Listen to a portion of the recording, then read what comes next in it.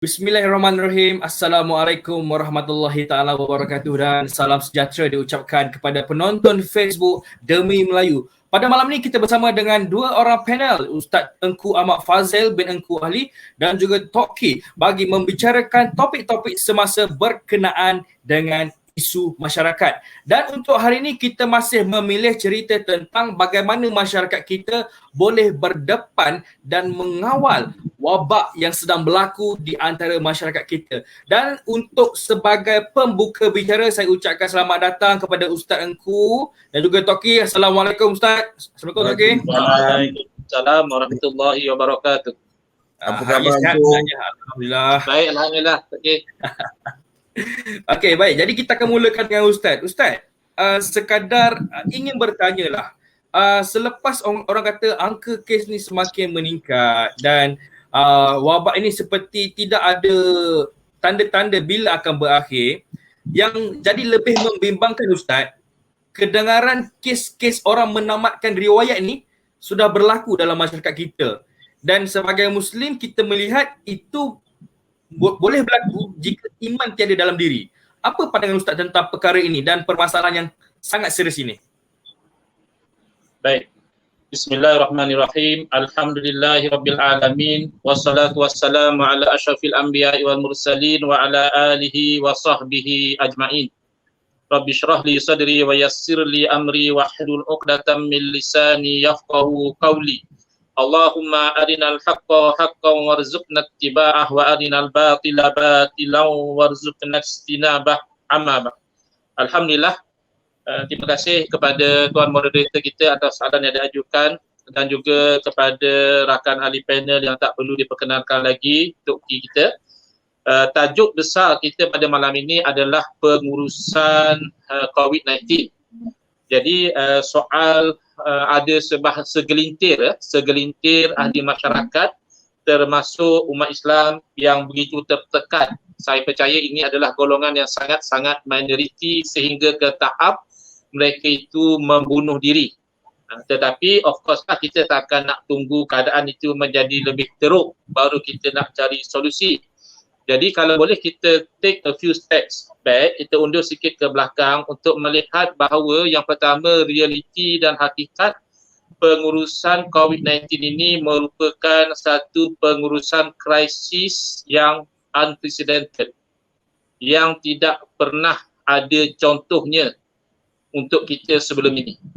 Jadi oleh kerana krisis ini begitu sifatnya, maka kita perlu mengakui secara jujur bahawa dalam menangani termasuklah isu bunuh diri dan sebagainya, ya, isu bunuh diri dah pernah ada sebelum ini, tapi bila dikaitkan dengan tekanan yang melampau dalam suasana pandemik COVID-19 ini, itu satu perkara yang baru.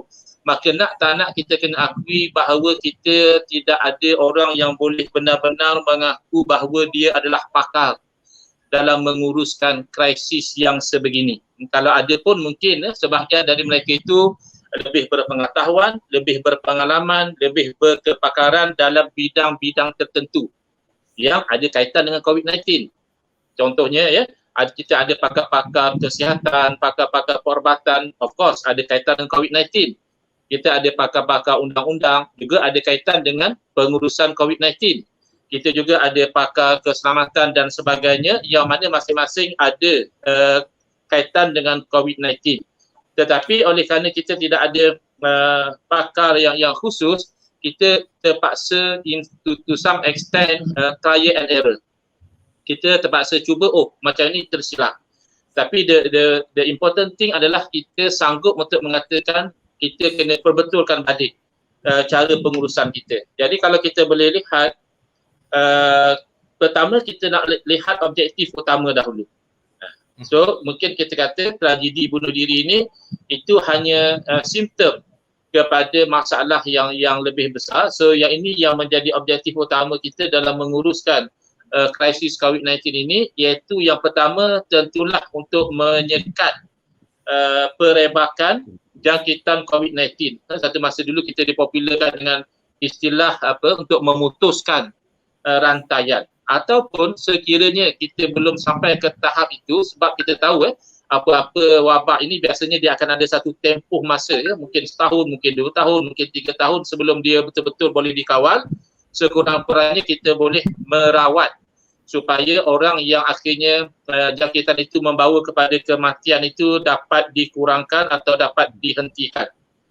Dulu saya ingat masa awal-awal pandemik COVID-19 ini, ada satu kartun, dia tunjuk orang di tepi pantai, ada ombak yang kecil diikuti oleh ombak yang lebih besar. So ombak yang kecil itu adalah isu kesihatan disebabkan oleh COVID-19 secara direct, dan ombak yang lebih besar yang the second wave tu adalah isu ekonomi. Jadi sesiapa pun yang diberikan amanah untuk menguruskan COVID-19 ini, dia tidak boleh lepas daripada dua objektif, menangani isu kesihatan dan juga menangani isu ekonomi yang mungkin satu sama lain ada kalanya ada konflik. Kalau buat begini mungkin untuk kesihatannya bagus, tapi untuk ekonominya ada kesan negatif dan sebaliknya. Maka itu objektif. Soalan. Yang ini ada kaitan dengan soalan yang ditanyakan tadi, macam mana cara dia? Misalnya kalau kita nak fokus pada soalan tadi, macam mana kita nak mengelakkan daripada segelintir ahli masyarakat menjadi terlampau tertekan dengan suasana yang ada sehingga kehilangan punca dan mengambil langkah yang drastik menamatkan riwayat mereka sendiri. Tetapi dia tak akan lari daripada dua cara yang utama. Tak akan lari dari dua cara yang utama. Especially kita sebagai orang-orang mukmin, sebagai orang yang beriman, tak akan lari dari dua cara ini. Pertama, cara hakikat, dan yang kedua adalah cara syariat. Tak boleh lari. Cara hakikat dia berdasarkan kepada hukum akal. Kalau saya boleh terangkan sedikit di sini, hukum dalam konteks yang kita bincangkan ini bermakna menetapkan sesuatu atau menafikan. Jadi kita tetapkan sesuatu dengan akal atau kita nafikan sesuatu oleh kerana akal kita menafikan, itu namanya hukum akal. Maka hukum akal ni kaitannya dengan hakikat, dengan akidah. Kita berkeyakinan akal kita tidak boleh terima bahawa kita tidak punya Tuhan. Kita yang dahulu tidak wujud ke dunia ini, lalu wujud, pasti ada Tuhan yang menciptakan kita. Kita dahulu yang tidak ada masalah COVID-19, sekarang berdepan dengan masalah COVID-19, pasti ada Tuhan yang menentukan, yang mentakdirkan musibah ataupun ujian ini. Maka hakikat ini kita mendorong kita kepada bertawakal. Dalam hati kita ada keyakinan bahawa yang mendatangkan musibah ini jugalah yang akan mengangkat bila tiba masanya.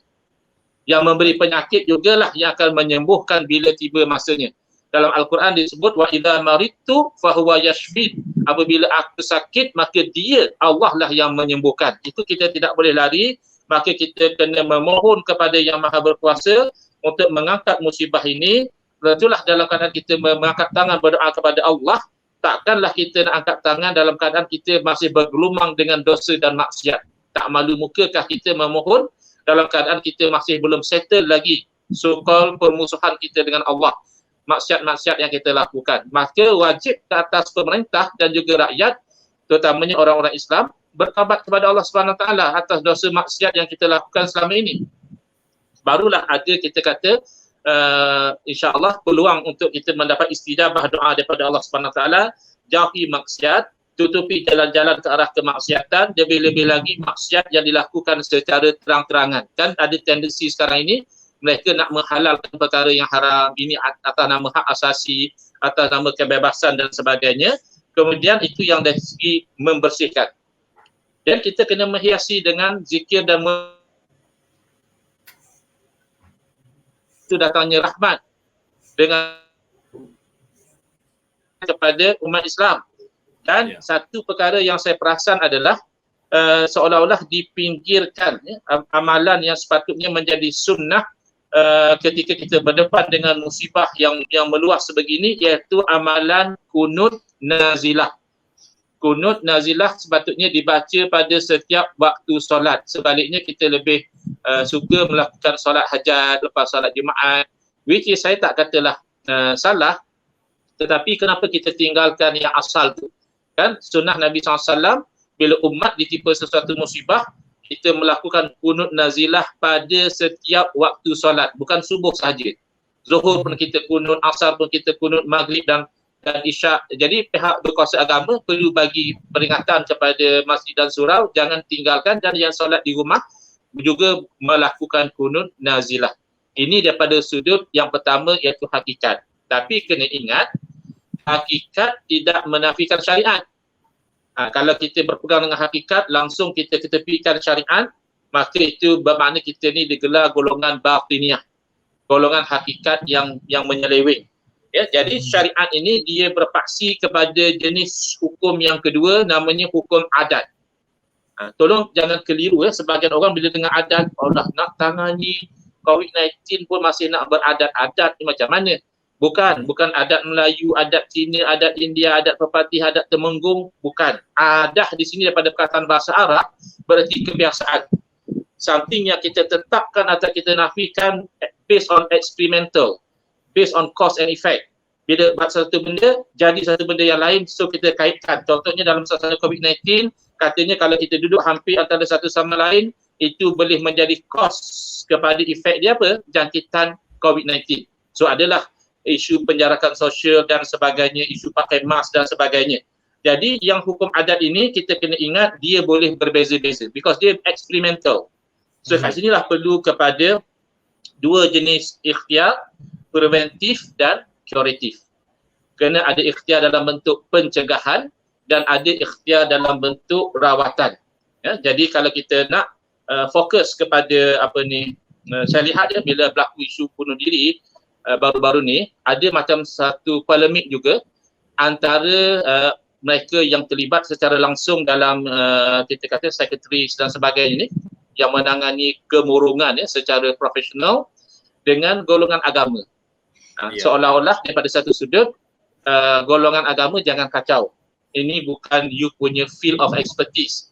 So jangan nak sibuk. Ini expertise-nya orang sekretaris. Orang-orang yang memang bidang dia ni secara profesional, dia yang selalu menangani orang-orang yang ada masalah kemurungan dan sebagainya. So saya lihat ada betul dan ada tidak tepat juga. Betul daripada sudut ya, dalam satu bidang kita serah pada pakar dia.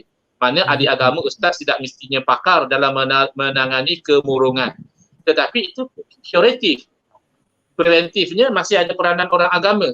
Kerana kita tahu orang-orang yang ada zikrullah, orang-orang yang ada iman yang kuat, orang-orang yang ada faham hukum hakam agama termasuklah hukum berkaitan dengan batin, sifat ikhlas, sifat sabar, redha dan sebagainya, mereka itu tercegah daripada dihinggapi kemurungan. Jadi dia kena ada cooperation. Ustaz-ustaz tak boleh memandai-mandai, bab kemurungan ni senang je gini-gini. Ada pakar dia yang kita kena hormati bidang dia. Tapi pakar-pakar juga kena iktiraf bahawa ustaz-ustaz ini juga ada peranan at least dalam bentuk preventif dengan apa yang mereka sampaikan dengan penuh ikhlas dan sebagainya. Jadi saya rasa untuk sebagai mukadimah mungkin setakat itu dahulu, mungkin kita akan ambil banyak manfaat daripada perkongsian Tok Ki. Saya beri laluan dan saya berhenti setakat ini dahulu. Silakan. Baik. Jadi kepada Tok Ki, mendengar daripada pendapat Ustaz Engku Ahmad tadi bahawa perlu ada peranan daripada dua pihak lah, sama ada daripada pihak kerajaan itu sendiri dan juga masyarakat untuk memastikan pandemik ini boleh diputuskan. Tetapi sehingga ke hari ini angkanya semakin mengejutkan, 9180 bersama dengan 9 hari bulan. Dan pandangan Tok Ki tentang isu ini, adakah ia menunjukkan sinar-sinar yang akan berakhir atau bagaimana Tok Ki? Assalamualaikum warahmatullahi wabarakatuh. Apa khabar yang saya hormati Ustaz Engku Ahmad yang knowledge-nya cukup tinggi. Jadi Tok Ki seronok dah dapat menumpang belajar ya.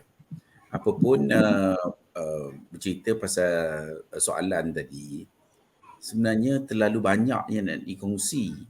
Kerana tak tahu mana nak mula pasal benda ni sebenarnya cukup pada Tok Ki, ia levelnya cukup berlapis-lapis dan perancangannya cukup lama. Ini cerita ni kadang-kadang kalau cerita ni kan orang kata Tok Ki ada konspirasi teori lah macam-macam. Tapi macam ni lah. Beberapa hari lepas Tok Ki berjumpa dengan satu orang yang belajar muzik, industri muzik ini sendiri belajar dia punya penciptaan dan segala benda lah. Dan biasa kerja di Hollywood dan berkawan dengan macam-macam orang. Dia rupanya, kalau kita tengok muzik, dia biasa, dia tak ada apalah. Tapi dia punya di subconscious itu, bila kita dengar muzik, message, macam-macam message yang telah dihantar oleh satu puak kita kata puak yang beragenda ini kepada minda kita. Dia termasuklah pemujaan, termasuk macam-macam sebenarnya.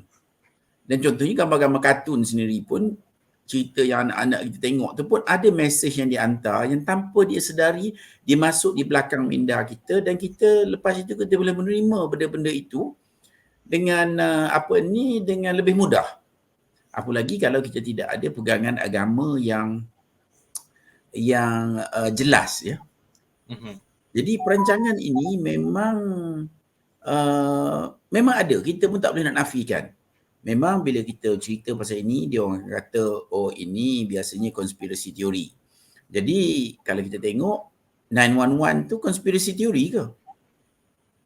Dan matinya banyak mana, ada ke orang kisah pun?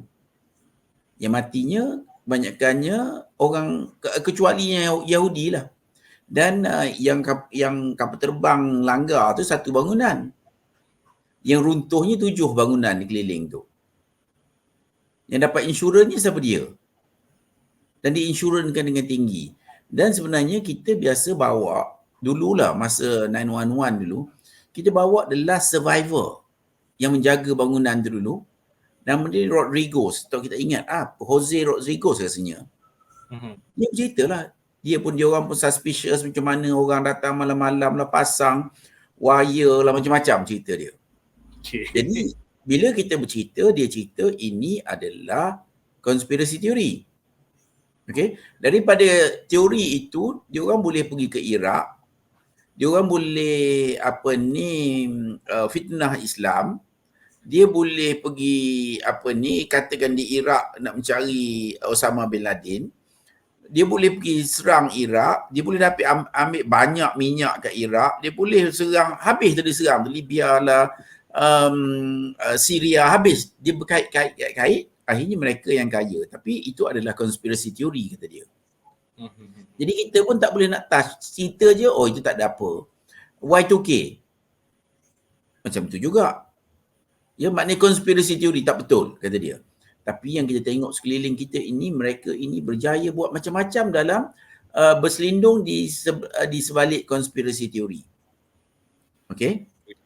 Hari ini, benda ini jelas daripada dulu lagi sebenarnya. Agenda puak-puak tertentu ini untuk mengawal dunia memang daripada dulu lagi. Daripada East Indian Company yang dilantik oleh Queen diorang untuk kemari dan menawan negara-negara sebelah sini, tempat India dan segala benda lah. Yang menawan, menakluki, mengambil harta benda, apa-apa suka-suka hati dia je. Okay? Dan kita tengok juga Boston Tea Party, di mana mereka buat fitnah kepada Red Indian, kononnya bakar kapal dia, tapi rupanya bakar kapal dia pun orang dia juga berpakaian Red Indian. Okay, cerita ni pasal macam ni, pasal teori lain-lain tu dah banyak. Cuma kita nak bangkitkan persoalan. Hari ini kita nak bangkitkan persoalan. Adakah yang terjadi hari ini kejadian yang begitu saja, ataupun kejadian yang melibatkan pembuatan kuman di Wuhan oleh Anthony Fauci, yang kita dapat dia punya email yang 3,000 lebih email tu, macam mana dia buat apa benda, semua lah ada cerita-cerita dia tu. Yang Toki nak share ni adalah suka tidak sukalah. Mungkin kita tak suka, mungkin kita tak nak percayalah. Penaklukan ini, penaklukan di atas diri kita, terutama orang Islam, dan yang lain pun sama, tapi terutamanya orang Islam, daripada dulu lagi. Daripada muziknya, daripada filmnya, daripada finance-nya, daripada culture-nya, semua memang kita telah ditawan lama.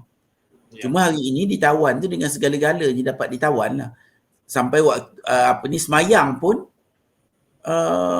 kena mengikut kaedah mereka. Okey.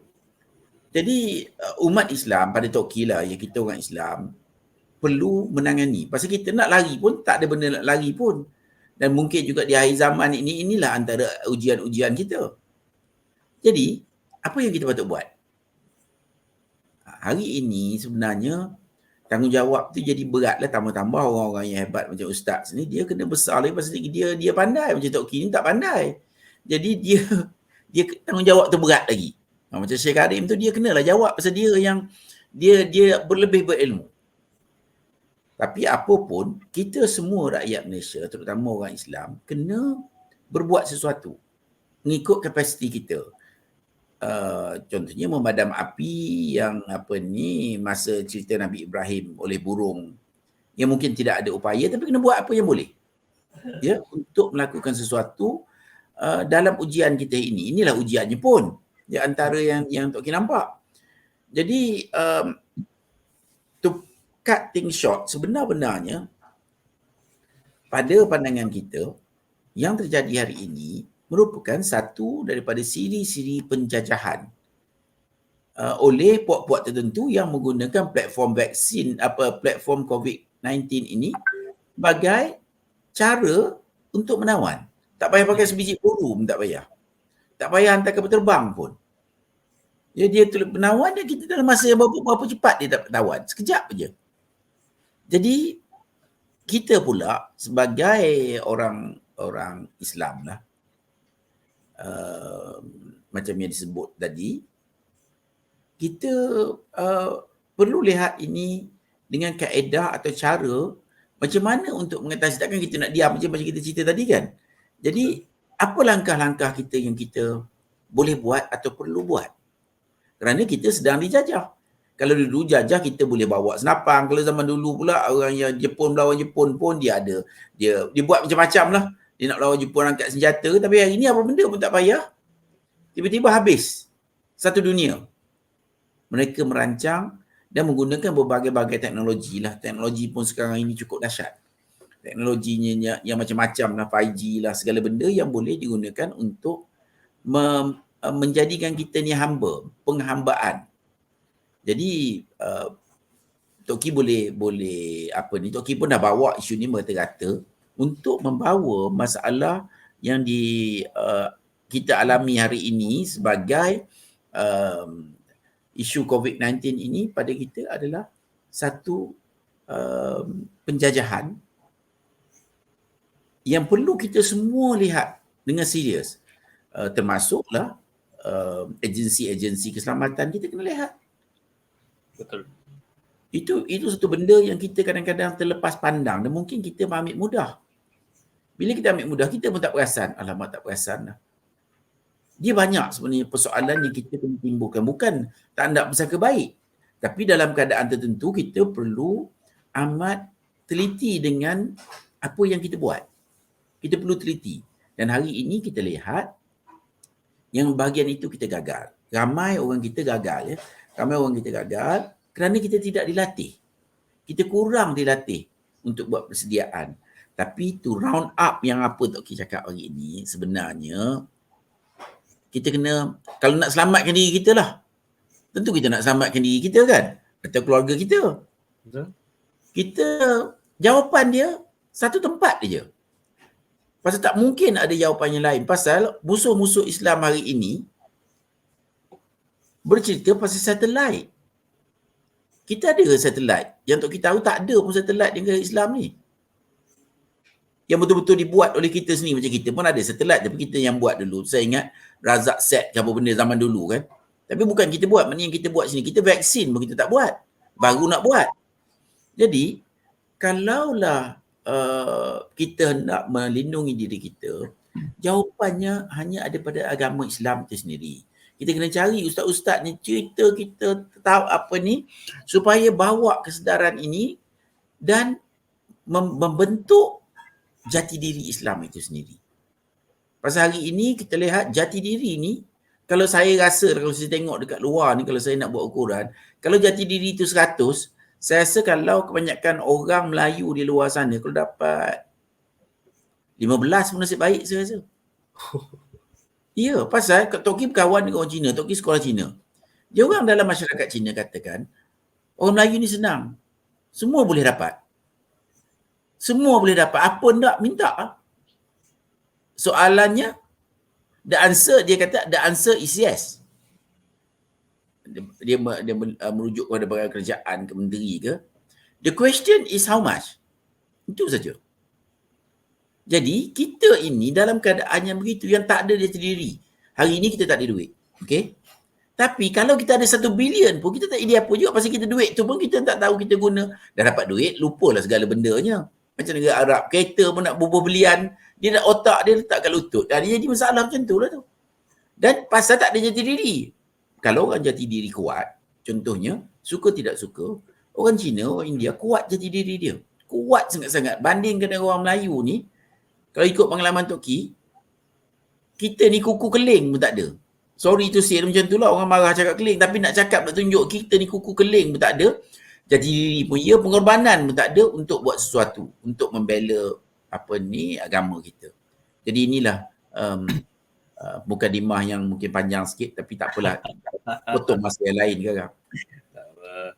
Okey, baik. Jadi kita menyentuh sikit antara poin-poin yang disebut oleh Tok Ki tadi, bahawa jati diri dalam kalangan umat Islam tu lemah. Sedangkan kalau kita rujuk balik pada sejarah, di mana pejuang-pejuang tanah air dulu waktu menentang penjajah lah, kebanyakannya orang-orang kata level-level tok guru agama yang jadi kepala untuk mengajak kebangkitan rakyat ni. Tapi pada waktu ini kalau kita sebagai rakyat yang tidak ada jawatan dalam parti atau kerajaan, kemungkinan akan dikenakan sesuatu. Yang itu kita risaulah. Dan juga nak menyentuh, baru-baru ni ada individu yang mengatakan kempen kibar bendera putih itu kurang relevan. Sebaliknya, lebihkan berdoa kepada Allah dan menunggu bantuan itu datang secara tiba-tiba. Dan adakah apa yang telah kerajaan lakukan hari ini ia menepati maqasid syariah menurut pandangan Ustaz? Silakan. Bismillah, alhamdulillah, wassalatu wassalamu ala rasulillah, amma ba'd. Oleh kerana perkataan yang akhir itu adalah maqasidus syariah, maqasid ini dia plural ataupun jamak kepada perkataan maqsad yang mana telah dimelayukan pun, iaitu maksud. Apa maksud, apa objektif daripada syariah itu? Jadi para ulama setelah mereka melihat hukum hakam Islam, mereka menyimpulkan bahawa ada 5 objektif besar daripada syariat itu sendiri. Itu yang dikatakan maqasidus syariah, iaitu yang pertama hifzuddin, yang pertama hifzuddin, menjaga agama. Kedua hifzun nafsi, menjaga nyawa. Yang ketiga adalah hifzul aqli, menjaga akal. Intellectual capabilities tu tak boleh dirosakkan. Macam kata Tok Ki tadi, jangan sampai otak dah sampai ke lutut ya. Kemudian yang ketiga adalah hifzun nasal. Yang keempat adalah hifzun nasal, menjaga nasab keturunan. Makanya diharamkan zina, diharamkan liwat dan sebagainya untuk menjaga nasab keturunan manusia supaya berterusan dan suci bersih, serta menjaga harta. Itu yang kelima. Maka diharamkan mencuri, diharamkan rasuah, diharamkan aktiviti-aktiviti ekonomi yang haram. Itu adalah untuk menjaga kebersihan harta. Jadi inilah 5 maqasidus syariah. Jadi apabila dikaitkan dengan isu kibar bendera, ya menarik ya, sebab sebenarnya itu antara yang saya nak sentuh malam ini. Tapi as if tuan moderator kita dah ada gelombang yang sama juga bertanya kepada saya tentang isu kibar bendera putih ini. Memang ada niat dalam hati saya untuk sentuh. Tapi sebelum itu saya nak sebut 2 perkara. Ya. Tadi kita dah sebut objektif. Ya. Objektif pengurusan COVID-19, 2 yang besar, iaitu berkaitan dengan kesihatan, dan yang kedua berkaitan dengan ekonomi, ya, nak bagi jadi elok kedua-duanya. Kemudian cara mencapai objektif juga 2. Pertama hakikat, iaitu melalui jalan agama, bertaubat, berzikir, bermunajat, bertawakal dan sebagainya. Dan yang kedua adalah syariat, iaitu mengambil kira sebab musabab, kena usaha ikhtiar dan sebagainya. Yang itu yang ada kaitan dengan kibar bendera itu. Nah, ini tajuk hakikat dan syariat ini memang ada kaitan dengan isu kibar bendera putih. Baik. Yang kedua adalah, cabarannya adalah kadang-kadang kan kita dah terpaksa admit bahawa krisis sebagaimana yang kita sedang hadapi sekarang, korang daripada COVID-19 ini adalah unprecedented. Kita belum ada pengalaman. Kita macam terkejut, macam mana nak buat ni. So tak ada betul-betul orang yang berpengalaman, yang pakar. So kita kena open-minded. Kita tidak boleh tangsuk kepada satu pandangan sendiri dan cenderung melabelkan yang berbeza pandangan itu tanpa asas-asas dan fakta-fakta. Melabelkan ni bagus. Sebab tanpa label kita tak tahu. Saya selalu bagi contoh, kalau kita masuk ke kedai runcit, kita nak beli satu tin sardin, kita memang ada masalah besar. Kalau kedai tu macam-macam tin ada tapi satu label pun tak ada. So kita tak tahu mana satu sardin, mana satu bilis, mana satu kerang dan sebagainya. So label ni bagus.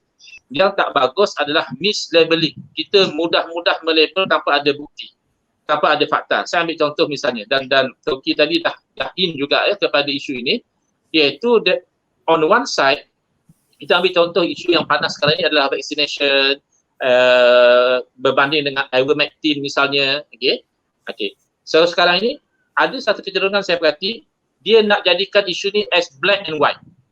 Either you are black or you are white. Dia tak ambil kira spektrum yang kat tengah tu. Maknanya apa?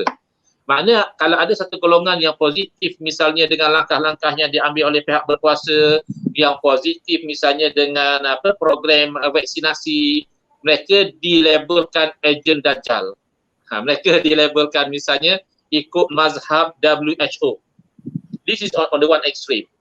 Kemudian dalam ekstrim yang lain pula, golongan yang agak skeptikal dengan langkah-langkah yang diambil, yang agak kritikal terhadap program vaccination, bahkan vaccination itu sendiri, adakah selamat, adakah is the right method dan sebagainya, conveniently label as konspirasi teoris. Ini puak-puak teori konspirasi. Jadi memang ada, kita tak nafikan, mungkin ada golongan-golongan tertentu yang menjadi ejen kepada agenda-agenda tertentu. Itu biasa, daripada zaman dahulu pun ada isu ejen-ejen ini. Dan yang kedua, kita juga tidak nafikan ada orang yang terlampau terbuai dengan fantasi, suka buat teori-teori yang tak ada fakta dan sebagainya. Tapi tidakkah in between tu masih ada a lot of rational people yang mereka bukan ejen kepada sesiapa, yang mereka juga bukan terpengaruh dengan teori mana-mana, tetapi mereka ada kebimbangan tentang keselamatan diri dan masyarakat mereka. Contoh dalam isu vaccination saya lihat, it's not between anti-vax dengan pro-vax, not as simple as that. Tetapi ada di sana orang yang pro-vaksin, tapi dia rasa macam yang dipanggil vaksin sekarang ni, kata dia, it is not even under the definition of vaccine, dia kata. This one is a genetic punya modification, dia kata. It's not vaccination. By definition, dia tak sepatutnya ditarifkan sebagai vaccination. Jadi saya nampak tak bagus untuk kita cepat melabel, you anti-vax. Tidak semestinya.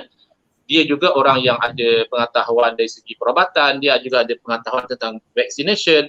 So why not kita lebih terbuka mendepani perbezaan pandangan, since kita pun sama-sama tahu none of us can claim to be the expert dalam menangani isu COVID-19.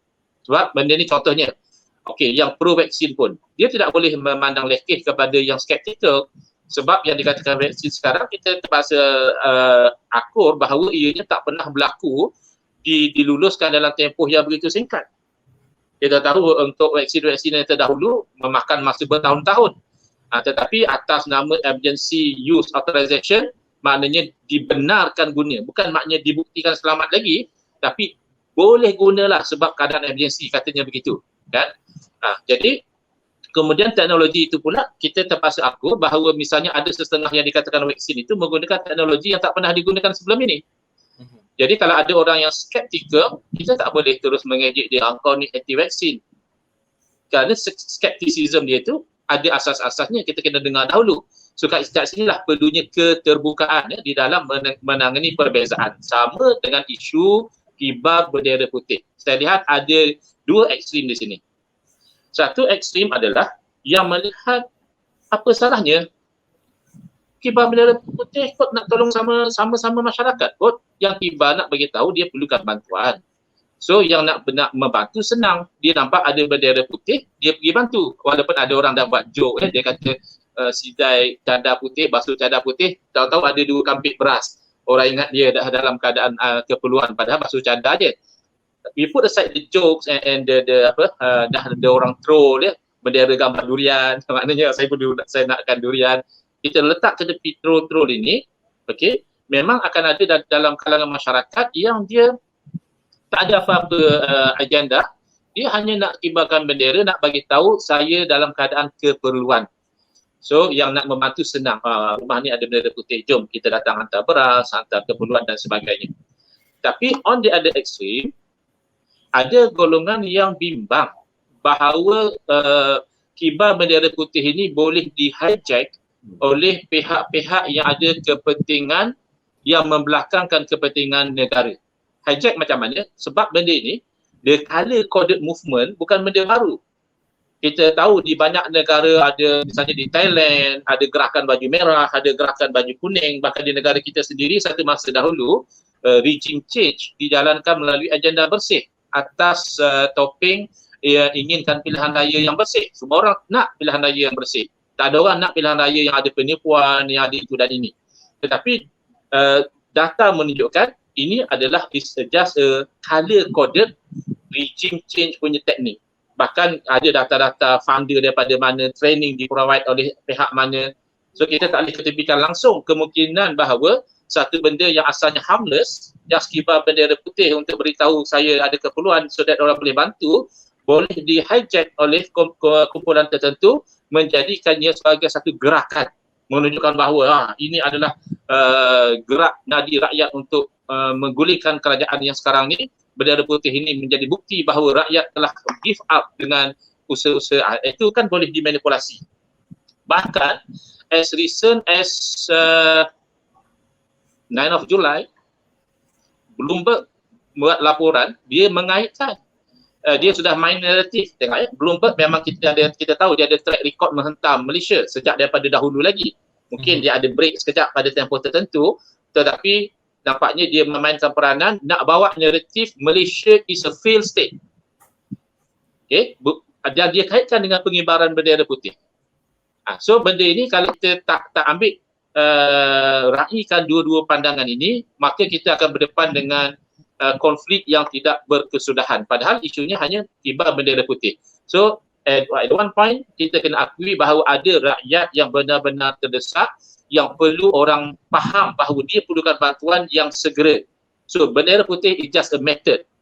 Dalam masa yang sama kita tidak boleh ketepikan bahawa ada strategis, ada propagandis yang boleh hijack, yang boleh sabotage aktiviti mengibarkan bendera putih ini untuk melakukan agenda-agenda politik yang tidak sihat.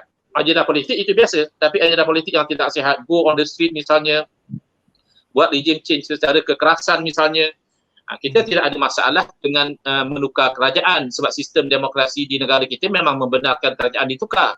Tapi biarlah penukaran kerajaan itu dilakukan secara yang mengikut lunas undang-undang. Bukan secara misalnya berlaku rusuhan di jalanan, melibatkan kematian, kecederaan dan sebagainya. Jadi bagaimana cara dia untuk kita meraihkan kedua-dua ini? Yang saya lihat adalah untuk keperluan yang segera, of course, kita kena raihkan yang orang terpaksa kibar bendera putih. To say that cara kita adalah angkat tangan, berdoa kepada Allah, itulah cara orang Islam, bukannya cara kibar bendera putih. Ini ialah too simplistic an attitude. Sebab seolah-olah kita hanya berpegang hakikat sahaja. Seolah-olah kita mengenepikan syariat. Adakah bererti kalau orang itu berusaha mendapatkan bantuan dengan cara mengibar bendera putih, berarti orang ini tidak berdoa? Belum tentu. Boleh jadi orang yang sama malam-malam berdoa, bertahajud kepada Allah Ta'ala, tapi dalam masa yang sama tidak menafikan usaha dan ikhtiar dia untuk mendapatkan bantuan.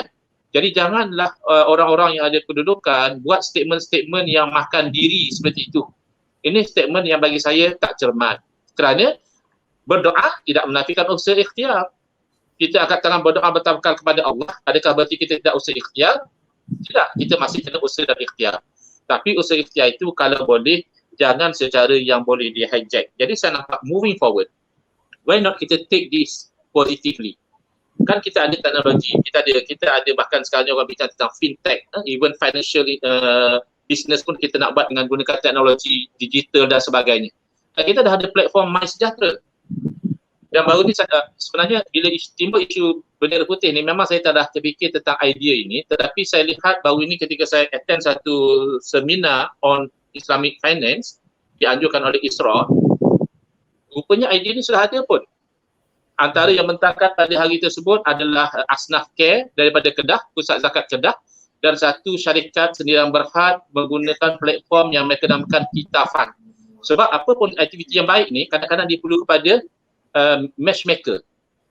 Perniagaan perlu matchmaker antara capital provider, pemberi modal dengan entrepreneur, peniaga. Entrepreneur pandai berniaga tak ada modal. Orang ni ada modal tak pandai berniaga. So siapa yang nak temukan dua ni supaya terhasil satu bisnes yang baik, itulah peranan matchmaker. Jadi dalam isu COVID-19, ada orang yang sangat-sangat memerlukan bantuan. Ya, mungkin tak ada makanan dah dekat rumah ni. Anak mungkin terpaksa minum air sejuk je, dah tak boleh bagi susu misalnya. Dan di pihak yang lain, ada yang memang nak bagi bantuan. Sama ada kerana dia ni orang yang dermawan atau NGO yang memang fokus kepada arah itu, ataupun dia adalah orang-orang ketua-ketua masyarakat yang memang ada peruntukan untuk menyalurkan bantuan dan sebagainya. So mana dia punya matchmaker dia? Itulah platform tadi. Jadi platform itu mungkin yang saya bayangkan, ini orang-orang yang teknikal kena evaluate lah macam mana cara nak buat. Kita hanya bagi general idea. Katakanlah oleh kerana ramai orang sudah ada MySejahtera. Why not MySejahtera tadi dia linkkan dengan platform yang seperti saya katakan tadi, Kita Fund tadi. Kita Fund ini basically siapa yang perlukan bantuan dia akan connect with this platform. Platform ni verify memang betul dia ni genuine case, dan dia akan connectkan dengan NGO atau pihak-pihak yang akan berikan bantuan. Sebagai contoh, saya dapat personal message dalam Facebook saya, satu orang dari Johor, dia kata dia perlukan bantuan sebabnya dia kena stroke dan sebagainya. Masalahnya bukan saya tak nak tolong, ya, saya memang teringin nak tolong orang ini, tapi saya tak boleh verify adakah ini genuine ataupun scam. Jadi kalau dengan adanya platform, lebih-lebih lagi kalau platform disokong oleh pihak kerajaan, tentulah kita masukkan data dekat platform ni, sekian orang perlukan bantuan, macam kita kibar bendera putih, tapi dengan cara yang sukar untuk di-hijack. Dengan cara yang sukar untuk dimanipulasi, seolah-olahnya bila kita masuk data, so ada pihak di Johor akan verify, oh ini alamat dia, kita pergi cek memang betul. Dia ni dalam keadaan memerlukan bantuan, jadi okey kita salurkan bantuan anda direct kepada dia. Dan mungkin boleh dibuat persetujuan, kalau didapati kes itu tidak genuine, saya consent untuk duit saya ini disalurkan kepada kes-kes yang genuine. It can be done. In fact, syarikat itu dia kata dia memang di-audit untuk memastikan transparent. Ini benda boleh buat. So yang ini susah nak hijack. Ini susah nak di-hijack oleh orang yang nak mengatakan oleh kerana bendera putih berkibar di sana sini, ini bukti rakyat dah tak nak dengan kerajaan yang ada sekarang, rakyat nak kerajaan sekarang turun segera, boleh dielakkan. Tapi of course, mungkin politicians akan tanya, what's there for us? Orang politik kan dia mesti nak mileage. Biasanya saya duduk lihat orang politik ni sembahyang Jumaat pun dia nak mileage juga. Biasa dia akan sembahyang Jumaat di tempat-tempat yang ada pengundi dia, so that they can rub shoulders, can say hi, Assalamualaikum. Kalau tempat yang tak ada pengundi, buat apa Jumaat sana? So orang politik dia sentiasa nak political mileage. Kita tak ada masalah orang politik nak berpolitik, tapi biarlah cara mereka berpolitik itu mendatangkan win-win. Sebab kita tengok sekarang ni banyak cara berpolitik yang destruktif, yang merosakkan. Itu saya kata jangan hilang fokus. Jangan pengurusan COVID-19 jadi agenda politik. Dia dah tak tengok apa yang boleh sekat mudarat, apa yang boleh bantu ekonomi. Dia tengok apa kepentingan politik. Itu sangat-sangat berbahaya. Parti politik dah jadi agama baru. Kita tak nak macam itu. Okey. Right. Saya bayangkan platform tu dia akan ada satu ruangan khas, ada button khas untuk ahli-ahli parlimen. Dicatatkan pada bulan tersebut ahli parlimen sekian contribute misalnya 50% of dia punya salary kepada projek ini. Projek kibar bendera lah, misalnya kata My Bendera katakan. Kan kita ada MySejahtera. Dalam MySejahtera tu ada butang My Bendera misalnya. So ahli politik ni pada bulan Julai 2021 menyumbangkan 50% of dia punya salary dan daripada peruntukan kerajaan dia telah salurkan kepada sekian-sekian. Khas untuk ahli parlimen saja. Sebab mereka ini memang diberi amanah untuk berkhidmat pada rakyat. So baru kita boleh lihat siapa ahli parlimen yang betul put the money where their mouth is. Kadang mereka sembang derai. Mereka kata demi rakyat. Memanjang demi rakyat, tapi akhirnya yang ditunggang adalah rakyat. Kalau demi rakyat, So kurang-kurangnya terbukti. Nah, dalam ad ni boleh check top 3 siapa members of parliament yang contribute to this project. So tak boleh cakap saja. So win-win kan? Dia win, in a way dia dapat political mileage. Wah, ini member of parliament ni memang rajin, gaji dia pun 70% disumbangkan kepada projek ni misalnya. Dan kita pun win. Rakyat yang susah pun dapat sumber yang dia boleh connect melalui platform ni. Tapi dia miskin Ustaz. Macam mana nak expect dia masuk platform ni? Handphone pun dia mungkin tak ada. Kalau ada pun mungkin dah tak ada kredit. Ini peranan orang yang bantu. Kan dia ada manual, asalnya di kibar bendera, handphone apa tak ada, yang bantu tu datang, ambil data dia. So yang bantu ni nanti NGO atau siapa akan salurkan maklumat dia kepada data ini. So data ini is very precious. Nanti boleh share dengan pusat zakat, boleh share dengan Jabatan Kebajikan Masyarakat dan sebagainya. So big data is very important dalam pengurusan krisis ini. Wallahualam. Baik. Jadi idea yang Ustaz kongsikan tu actually sangat menarik dan sekadar nak berkongsi, aplikasi yang Ustaz bayangkan itu telah digerakkan oleh rakyat. Dan kalau Ustaz Google, cuba type kitajaga.co. Di situ kita lihat ada dua entiti. Satu entiti yang kibarkan bendera putih secara online dan ada pihak yang bersedia untuk memberi bantuan, dan ia sangat menarik. Tetapi masalah diorang disebabkan mereka ni adalah rakyat biasa yang buat bisnes macam ni, the lack of dia punya kewangan lah, sebab dia melibatkan Google Map apa semua kan, iaitu actually perlu diberi perhatian lah. Maknanya matchmaker tu sangat memainkan peranan lah. Okey, dan kita kepada Tok Ki pula, dan kita boleh lihat lah negara jiran kita seperti Brunei sebagai contoh telah menunjukkan contoh yang sangat baik dalam mengawal pandemik ini. Maknanya pengurusan wabak itu berjaya dan di sana tidak ada kes seperti di Malaysia pada ketika ini. Pandangan Tok Ki. Okey, Tok Ki bukannya negatif dalam banyak perkara, tapi biasanya keputusan yang Tok Ki buat ini bersandarkan pengalaman dan apa yang terjadi. Contohnya, suka tidak suka, kalau kita tengok banyak agensi di Malaysia hari ini, kalau kita tengok daripada rekod kejayaannya amat rendah. Contohnya Pharma ke, yang LKIM ke, ataupun yang daging, yang ikan, yang segala-gala benda itulah. Itu satu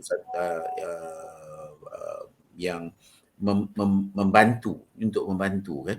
Pasal semuanya hari ini terletak almostnya semua di tangan kartel. Kalau ikannya pun kena kartel, kalau sayur pun kena kartel, kalau ayam pun kena kartel. Walaupun banyak usaha diletak, contohnya belanja, saya tidak tahulah banyak mana yang dibelanjakan untuk membantu. Tapi ke mana pergi duit tu? Ke mana pergi duit tu? Dan kenapa ia tidak membawa kesan yang dikehendaki? Maknanya yang itu pun juga berkait dengan jati diri kita. Pasal yang kita cerita pasal jati diri orang Melayu di Malaysia, orang Islam di Malaysia. Jadi pegawai-pegawai kita pun orang Melayu, orang Islam juga. Di sebuah negara yang semuanya Islam, antara pemimpin yang besar sampai ke bawah, maknanya kita gagal. Kita gagal menunjukkan kita mampu buat sesuatu. Dalam banyak isu, kegagalan ini amat jelas lah. Amat jelas. Contohnya kalau kita tengok, dah 60 tahun, orang Melayu yang berniaga nak jual barang kat mana? Pasal semua supermarket, banyakkannya semua yang bukan Islam punya. Adalah supermarket Maidin ke, tapi dia melaksanakan bisnes seperti bisnes biasa. Maknanya kalau nak tolong, dia mesti ada tempat nak memasarkan. Yang Tok Ki nak cerita ini adalah, atau nak kongsi ini adalah yang kelihatan. Mungkin ada orang tak setuju, kelihatan agensi yang ada di sekeliling kita ini macam tidak berkesan. Tidak berkesan. Contohnya demam denggi lah. Kita ambil demam denggi ya. Tak silap Tok Ki, yang matinya 2,000. Hampir 2,000 setahun. Malah tinggi daripada COVID lah. Jadi kalau betul-betul kita cerita, ialah kita pun sebahagian suka tidak suka, agensi adalah sebahagian daripada kita kerana agensi itu dikuasai atau ditadbirkan oleh orang kita sendiri. Ya. Jadi contohnya macam Tok Ki sebut tadi, denggi. Apa denggi ni? Sebabnya nyamuk. Right? Nyamuk ni sebab apa? Sebab bertakung air. Kalau air tak bertakung, memang tak ada nyamuk. 2 minggu air tak bertakung, nyamuk pun tak ada, tak tahu pergi mana. Nyamuk mati, umur dia pun tak sampai 2 minggu. Okey? Tapi matinya kalau 2,000 orang, kalau satu nilai, kita nilai pada seorang tu lebih 1 juta nilai dia pada negara. 2,000 pada 2 bilion. Tiap-tiap tahun kita rugi 2 bilion worth of kita punya aset lah. Betul. Kenapa? Kenapa kita begitu? Pasal ada sampah. Orang buang sampah. Buang polistirin lah, buang inilah, buang mineral water lah. Memang buang je. Apa-apa pun buang je. Buat kenduri buang. Dulu pesta bola buang. Kalau pasar malam buang. Jadi, benda ni kecil. Tapi implikasi dia besar. Implikasi besar ini kita tak dapat tangani bila dia jadi terlalu besar. Maknanya kita tidak detail ya. Kita ni ambil mudah sangat. Jadi bila benda ini terjadi, contohnya yang kita tengok hari ini, kita nak orang pemimpin yang baik, yang boleh mentadbir negara dengan yang baik ya. Tapi sebenarnya pemimpin itu juga berasal daripada kampung yang sama, yang tempat buang sampah tadi orang lain buang sampah, dia pun sama juga, dia pun sebahagian daripada itu. Kecuali kalau kita dapat, okey, kita bila nak pemimpin, kita nak ambil pemimpin daripada Jupiter, daripada Saturn. Ni tak usah, jangan ambil daripada bulan, jangan ambil daripada bumi. Pasal kalau tidak, kita orang yang sama. Training itu kita sama. Jadi kita ambil mudah. Kadang-kadang benda ini terlalu kecil, tapi benda yang kecil ini membawa implikasi yang cukup besar. Contohnya, kalau Tuan Hakim tengok ya, yang orang mati belanggar. Kecuaian dia dalam kadang-kadang 3 saat je dia jawab telefon je. Dalam 3 saat tu ia membawa perbezaan kepada macam-macam, bunuh orang lah, mati lah, macam-macam lah. Begitu kan? Dan kadang-kadang juga kalau kita tengok satu contoh lagi, kalau kita tengok orang mati terbakar, sebenarnya bukan mati terbakar, mati kena asap. Pasal tak boleh bernapas, pasal nak keluar rumah, pintu dimangga. Cari kunci tak jumpa. Kalau kita train family kita, contohnya, ni training kecil-kecil je, jangan je training besar-besar. Kalau kita train family kita, okey, kunci kau letak dekat paku yang tak ada nilai 1 sen pun. 1 sen je nilai paku ni. Gantung dekat tiang dekat dinding, contohnya ya. Jadi bila terbakar je terus pergi ambil paku, kasi tahu paku kat situ. Tapi kita kadang-kadang benda sesimpel itu pun kita tidak training orang kita. Kalau ikut dalam Islam dahsyat, ayat Quran apa nak baca tu pun semua dengan dia punya bunyi, dia punya panjang semua itu, tapi kita tak ambil itu, kita ambil mudah aja. Jadi kebanyakan yang mati itu kerana paku kerana kuncinya semalam letak atas peti ais, cari atas peti ais tak ada, masa tengah nak terbakar cari peti ais tak ada. Rupanya orang taruh pula atas radio ataupun atas kabinet. Dia tak sampai 1 sen, tapi dia melibatkan ramai yang mati, yang harta benda habis. Jadi dalam konteks ini juga sebenarnya kita kalau kita nak betul, kita kena latih diri kita. Kita kena latih diri keluarga kita supaya membetulkan keadaan, supaya kita lebih tegas, supaya kita lebih disiplin. Ini contohnya letak torchlight. Bila padam lampu, cari torchlight tak jumpa. Pasal semalam punya ubah lain. Daripada laci pertama, dia berubah laci kedua, dah cari tak jumpa. Jadi training itu adalah, okey, nak cari betul-betul dekat mana. Jangan letak mengata-kata. Cima mata, kejap cari nak keluar, cari cima mata tak jumpa dah.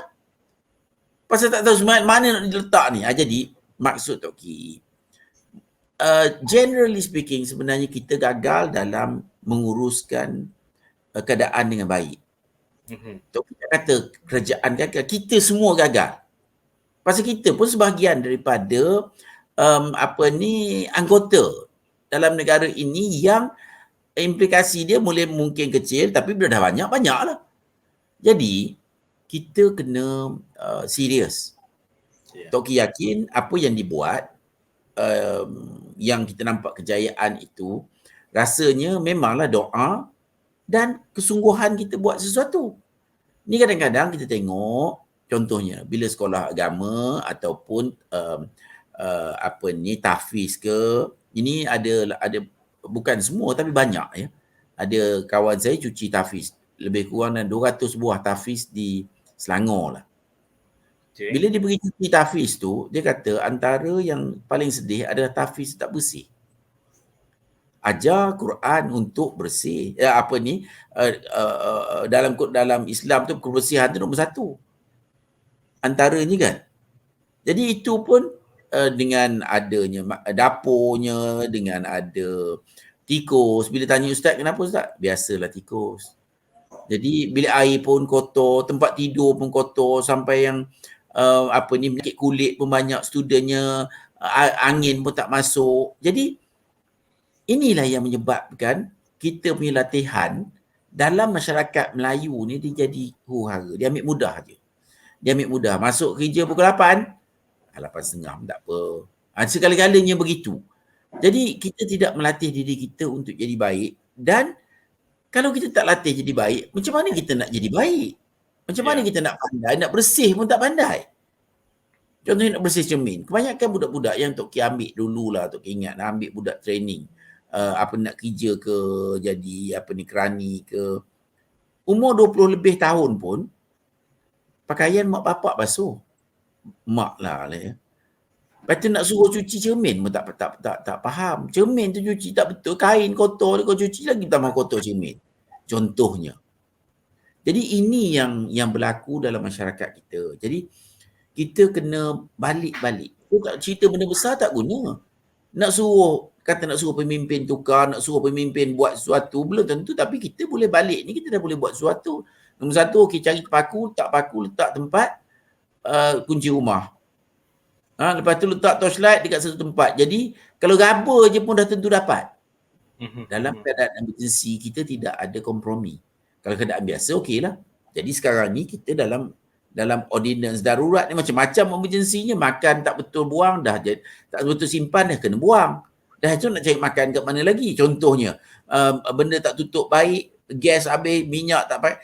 Orang boleh pakai sebulan, awak pakai mungkin seminggu je. Ini biasa berlaku ya. Contohnya kalau kita masak ambil banyak. Dah lah, lepas tu dah basi. Jadi kita tidak melakukan sesuatu untuk membawa manfaat, dan kita tidak ajar anak-anak kita, pasal semua mak-mak yang buat kadang-kadang. Anak-anak ni tak ada benda, dia jadi mudah lah. Dia sampai basuh baju pun mak yang buat. Kenapa? Kadang-kadang umur anak-anak ni 20 lebih tahun, mak masih basuh baju. Dan kadang-kadang orang lelaki tak apa je, ni perempuan pun begitu. Mak yang basuh baju, gosok baju semua sekali. Jadi ini yang kita pada Tok Ki, kita kena buat pembetulan secara serius. Kalau kita nak berubah, kalau tidak kita pun boleh jadi macam orang Rohingya. Tak ada masalah. Orang Melayu campur pun kita tengok negara pun hilang. Kita pun boleh hilang negara, tak ada masalah langsung. Tok Ki bercakap dengan orang yang amat popular lah dalam dunia ini. Dia kata kalau ikut dia orang punya kira-kira, Malaysia ni kalau tak buat sesuatu yang betul-betul kesan, dia kata mungkin kurang 20 tahun kita ni jadi sebahagian daripada wilayah mana-mana. Pasal cukup. Kita cukup elemen untuk menjadikan kita lemah. Jual IC lah, seluduk lah, tak jaga betul lah. Ni semua memang tak payah nak argue. Tok Ki boleh cerita benda-benda ni secara detail sebenarnya. Pasal kita lalui berjumpa dengan macam-macam orang yang kita sendiri yang menyebabkan keadaan kita lemah. Jadi nampak gayanya Brunei mungkin dia orang lebih baik lah. Kalau dia tidak berhati-hati, dia pun lama dah. Dan mungkin juga of course lah daripada hati-hati tu dia berdoa, dia buat amalan yang apa benda. Ni kita kadang-kadang mungkin kita ambil mudah. Jadi itulah sedikit perkongsian. Baik. Jadi kita ke Ustaz Engku Ahmad Fazil, sebagai kesimpulan daripada topik kita bincangkan pada malam ni, pengurusan COVID-19 itu, adakah ia menepati dengan harapan rakyat? Silakan Ustaz. Oh iya ke? Banyak mana dah belajar? Baik, sebagai kesimpulan, Kalau kita nak menjawab menepati kehendak rakyat ataupun tidak, itu agak sukar kerana rakyat ni pun pelbagai kemahuan, pelbagai pandangan. Saya pun tadi ada upkan dalam Facebook page saya minta di ruangan komen tu bagi cadangan apa kehendak rakyat pelbagai ada yang begini, ada yang begitu. Tetapi tentulah kita boleh sepakat apa pun kehendak rakyat, mereka sebenarnya tidak akan lari daripada nak selamat daripada ancaman kesihatan dan juga nak keluar daripada tekanan ekonomi. Jadi oleh itu sebagai kesimpulan, pihak-pihak yang mempunyai mempunyai kuasa untuk melakukan sesuatu, tentulah mereka perlu memastikan jangan sekali-kali hilang fokus. Terutamanya jangan sekali-kali pengurusan COVID-19 ini menjadi mangsa kepada kerakusan politik. Saya rasa ramai rakyat masih belum lupa bahawa PKP yang pertama dahulu, negara kita boleh dikatakan antara negara yang sangat berjaya dalam memutuskan atau mengekang rantaian jangkitan COVID-19 ini, tetapi rakyat ramai masih belum lupa oleh kerana Game of Thrones di Sabah, berlakunya PRN Sabah, ada peningkatan gelombang yang kedua yang sampai sekarang kita masih belum berjaya menangani dengan baik. Jadi itu kesimpulan yang pertama, jangan hilang fokus. Fokus kita adalah nak keluar daripada ini. Kalau that's why kita kena lebih terbuka. Kalau ada pakar-pakar yang mensyorkan misalnya sehari dua ni tentang ivermectin, kita tak boleh close the door. Kita kena bawa kepada discussion, kena bawa kepada meneliti data-data yang mereka tawarkan. So kerana fokus kita nak keluar daripada masalah ini. Jangan misalnya ada pihak yang mengatakan, oh kalau masalah COVID-19 selesai itu merugikan politik kita, therefore kita kena prolong. Tak boleh. Ini contoh sajalah. Ataupun kalau rakyat keluar daripada masalah ekonomi, itu menjejaskan peluang kita untuk mendapatkan kuasa politik, maka kita kena prolongkan masalah ekonomi ini. Jangan dijadikan pengurusan COVID-19 ini mangsa kepada Game of Thrones. Biarlah Game of Thrones itu disaingi secara win-win. Mereka bersaing, yang dapat manfaat adalah rakyat.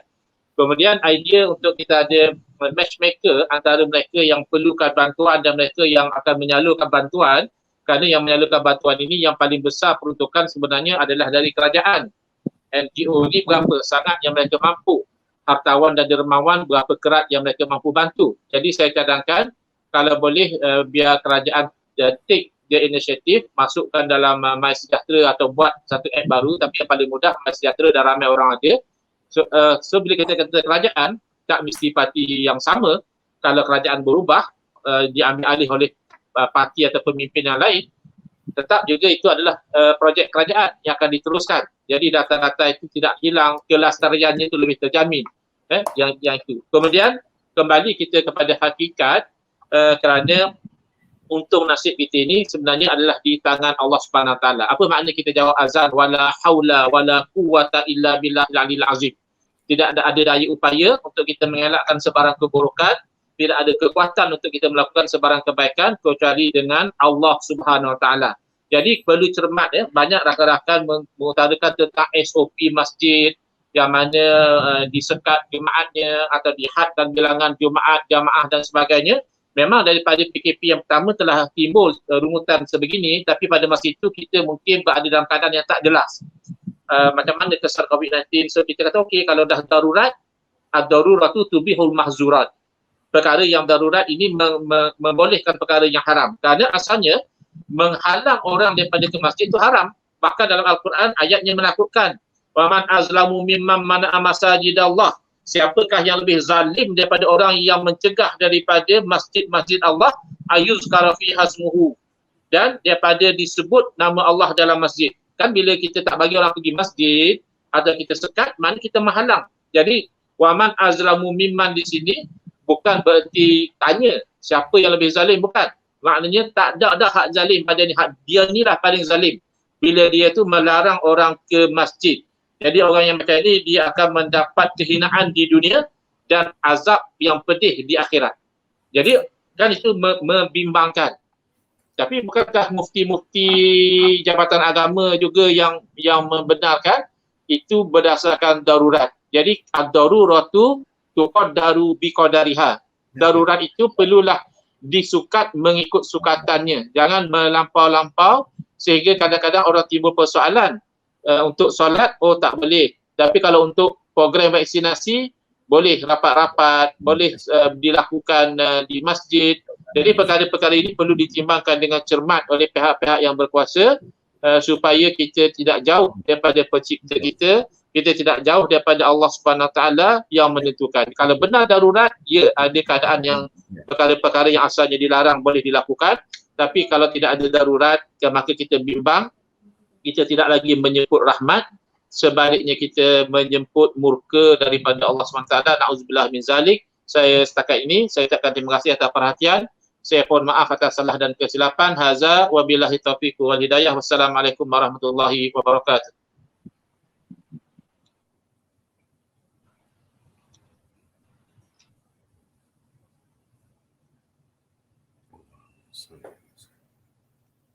Okey, dan kepada Tok King, sedikit kesimpulan tentang tajuk pengurusan COVID harapan rakyat untuk malam ini. Silakan. Okey.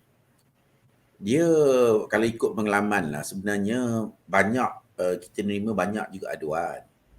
Contohnya kita COVID tu memang ada, kita tak nafikan. Kita dah memang kena hadapi also. Tapi pengurusannya kita rasa banyak lagi perlu ditingkatkan. Contohnya memang kita nak buat nak melihat keselamatan. Tapi yang buat keputusan itu, adakah mereka faham? Setengah-setengahnya pegawai yang buat. Contohnya kalau nak suruh Tok Ki pergi buat game, buat pertandingan golf. Tok Ki pun tak pernah main golf. Macam mana Tok Ki nak faham? Ya, jadi kena diletak orang yang pakar lah sikit. Kalau tidak pakar banyak pun. Jadi cuba tengok yang ada di apartmen yang tinggi tu. Dah lah di luar tu dah dengan askar ada, dengan semualah kawalan polis ada. Dekat tangga pun nak taruh kawat. Contohnya. Memang niat dia baik, tapi dia nak kawat tu, dia nak tahan kuman COVID ke, dia nak tahan apa benda, kita pun tak faham. Ya. Kenapa nak buat begitu? Pasal kalau terbakar jadi macam mana? Okey. Dan contoh juga ada yang dia kata syarat-syaratnya ya. Penumpang 2 orang. Termasuk pemandu lah. Penumpang tu pemandu ke? Kadang-kadang maknanya dia buat kerja tu dia mungkin kurang berfikir atau kurang ditapis balik. Mungkin yang buat tu muda pasal dah tentu bukan bos-bos yang buat. Benda ni banyak industri terlalu besar kan. Ataupun buka kedai sampai pukul 8 saja. Pasal kalau pukul 9 kuman tu dah keluar ke? Contohnya. Maknanya dia kena ada logiknya pada saya lah. Saya rasa tengok apa benda mengenai logik yang betul. Kalau di supermarket begitu ramai orang, di masjid dah 12 orang. Jadi mana reasoning dia? Maknanya kita kena bukan saja buat kerja betul, perlu dilihat mampu buat kerja dengan betul. Pada pukul 8, macam orang jual burger atau sate, nak sampai pukul 8 orang balik kerja pun tak sempat lagi. Contohnya. Jadi pengurusan tu kena dibuat oleh orang yang faham. Pasal setiap keputusan yang dia buat tu impact dekat bawah bukan main-main. Dia boleh duduk atas meja buat keputusan. Ya, tapi impact daripada apa yang dia buat itu kadang-kadang amat menyusahkan orang lain. Kehidupan orang lain sampai kita tengok antaranya adalah kegagalan sebahagian daripada pengurusan itu adalah orang bunuh diri. Pasal apa orang bunuh diri? Mungkin untuk kita tambah je. Ini komen-komen yang datang pada kita. Macam mana kedai LV di KLCC tu, kedai barang beg mahal tu, boleh buka? Adakah itu dia buka untuk terapi untuk orang kaya-kaya nak pergi ke kedai tu nak beli beg musim-musim ni? Ya, ataupun kenapa kedai arak ada? Adakah keperluan ke? Ni macam-macam ni debate lah. Tapi apa pun saya rasa kita kena wujudkan satu keadaan yang mana orang boleh bertanya, orang boleh bercadar. Ini yang bahagian ini yang kita rasa kita cukup lemah lagi. Kita cukup kena buat sesuatu. Pasal tadi yang saya cakap tadi, training kita apa pun adalah training di tempat kita sendirilah.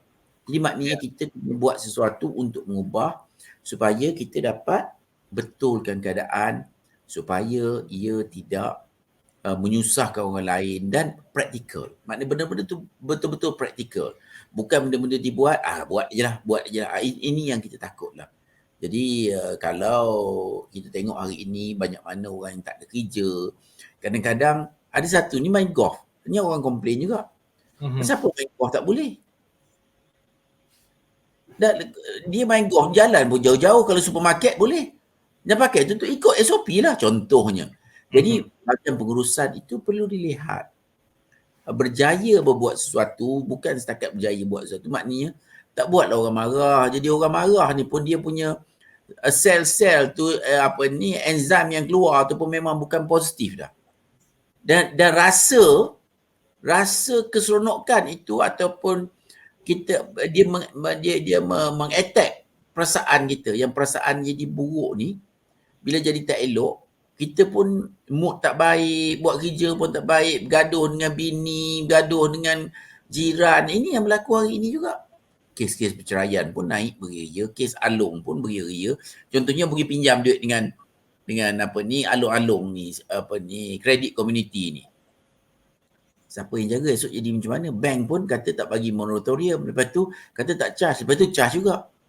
Kalau kita bagi yang alung tu bukan ke kita nak galakkan alung ni pinjam, yang community ni, dia orang punya kredit ni paling tidak, untuk kita tahu sangat lah, pasal kita duduk handle alung, paling tidak, kalau syarikat terbesar dia bagi pinjaman charge 10% sebulan.